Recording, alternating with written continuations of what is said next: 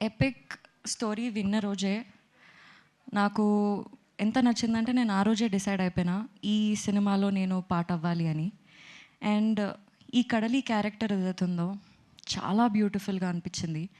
Narrate చేస్తున్నప్పుడు ఆ కడలి నాలో ఉందేమో అనిపించింది. చాలామంది అమ్మాయిల్లో కూడా ఆ కడలి ఉంటుంది అనిపించింది.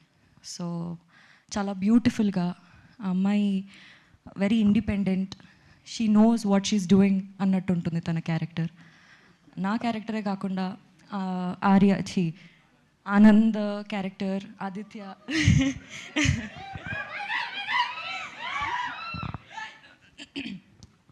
ఆదిత్య క్యారెక్టర్, వాళ్ళ పేరెంట్స్ క్యారెక్టర్స్ కూడా, ఇంకా ఇందులో ఫ్రెండ్స్ చేసినారు వాళ్ళందరి క్యారెక్టర్స్ కూడా చాలా చాలా బ్యూటిఫుల్గా డిజైన్ చేసి ఉంటాయి.